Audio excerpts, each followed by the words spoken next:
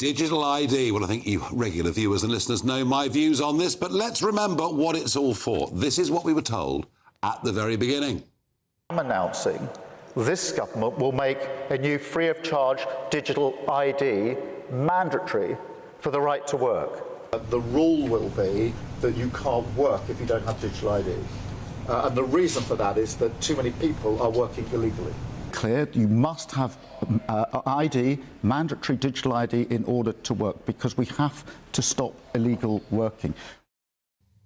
Now, it's very, very important not to believe a single word this man says, because, of course, already they're widening the scope. Here was Liz Kendall in the House of Commons just yesterday. Bringing in a new digital ID is about far more than replacing numerous bits of paper just to prove who you are. It's about changing the way the state interacts with its citizens. Second reason for introducing digital ID is to offer greater security and actually greater control over your own data. It's about changing the way the state interacts with its citizens. Well, exactly. Sir David Davis, Conservative Member of Parliament and former Brexit Secretary, joins me. The cat's out of the bag already, isn't it? Yeah, already. Absolutely. I mean, this is precisely what it's aimed at. I mean, over the years, we keep seeing this coming on. Do you remember the nudge unit? Yeah. Designed to change your behaviour without you noticing. Yeah. Do you remember during COVID, the surveillance units that kept eyes on people like you and me if we disagreed with government policy? Yeah, I was often in trouble. All right, yeah. You were always in trouble. Remember the drone surveillance? You walking your dog, you know? All these things, these are the state interacting in ways where they want to control what you do, and you don't even know it's happening. And, you know, I mean, as I said to you before I come on, you know, this is deja vu all over again. You and I on the debanking, when they took your bank account away. Yep. You know? Why? Because they wouldn't tell you, would they? That was the point. They wouldn't tell you. No, but in the end, I got the information and I won. Yeah. Can we win this battle? Down one chief executive, we're down one chief. Can we win this battle? Yes. I mean, Labour have a massive majority in the House of Commons. Yeah, well, they had. Look, the last time we did this, I've been here since Gladstone, so right. Folks, he's telling the absolute truth. The last time we did this was Blair, remember? Yep. Blair and Brown. And Blair had enough votes to get the legislation through the Commons, but it never happened. Why? Because when it started, it had 80% of the public on side because they thought it was about convenience, right? Yeah. Then we started to tell them what would go wrong. They lost a couple of CDs with 20-odd million tax records, right? And bingo, 70% against. And we kept it unpopular because we kept people knowing what was going to happen. Now, if you think they could lose a couple of CDs, what can they do now? Well, we've had Marks and Spencer. We're going to come to this hack in a moment. Yeah. Joe, I mean, you were sort of thinking it might be a good idea. Do you still think that? Well, I'm really torn, Nigel, and I think, you know, the thing is that the government have gone about this the wrong way. If you say we are going to be so competent at introducing a digital system that will make life easier for us for tax, health, you know, many things that we do already, travel, what have you. First of all, I don't trust any government to procure any digital IT system. No. I mean, look, you know, we've had the Horizon. NHS and Horizon and on it goes. Tony Blair saying, and I know what happens. It's men in suits, sorry, chaps, but you all sit around and you're frightened to look stupid and ask a question of a tech person.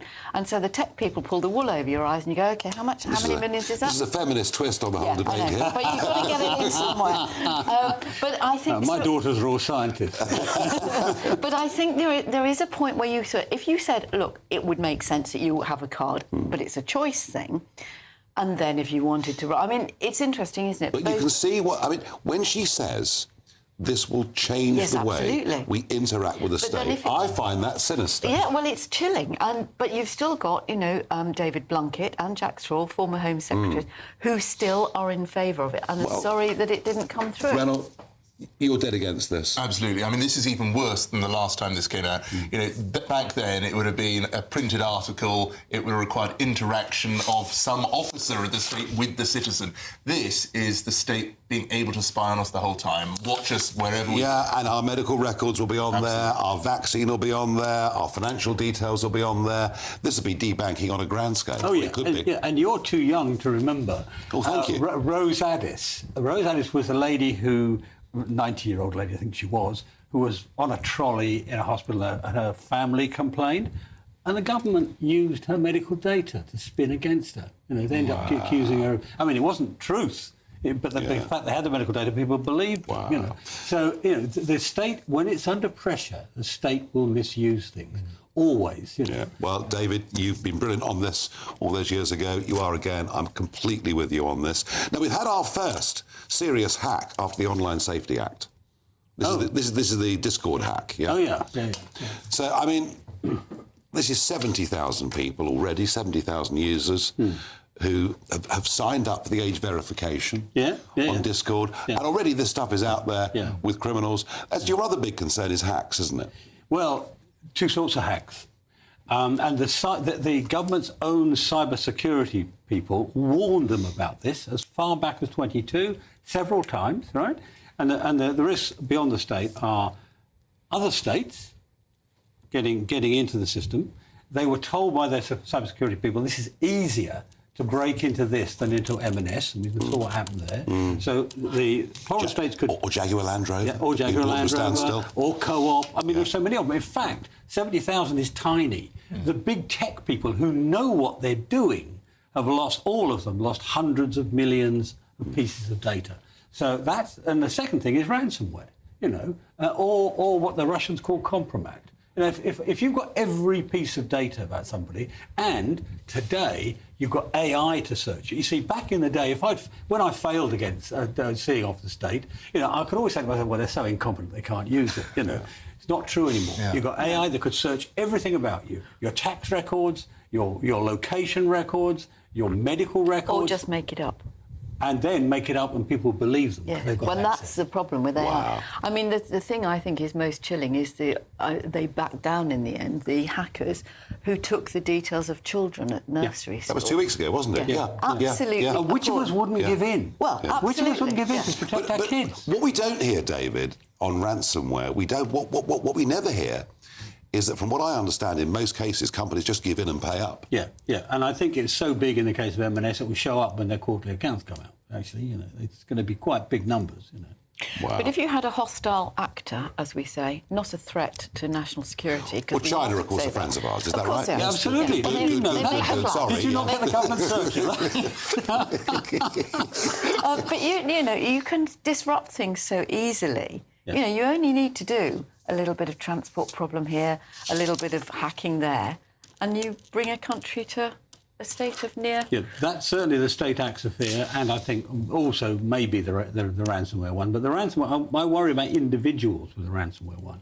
You know, suddenly you'll get something on your email saying, we know all about X or Y. You know. But, David, wouldn't you think that it makes sense that you've got your passport, your driving licence, you know, your tax records... We've got enough ID. We've got enough ID already. You put it all into We've one? got lots of ID already. You've got a national insurance number which actually links to your passport and your driving licence. But, you know, youngsters hate this. If you look at the sort of the sort of who are the people who like it, the elderly, the above my age and up. Gosh, they're few in number, folks. Tutankhamun and the rest of us. You know, they think it's wonderful, right? Because they don't accept. But the youngsters, no, you can have a password manager.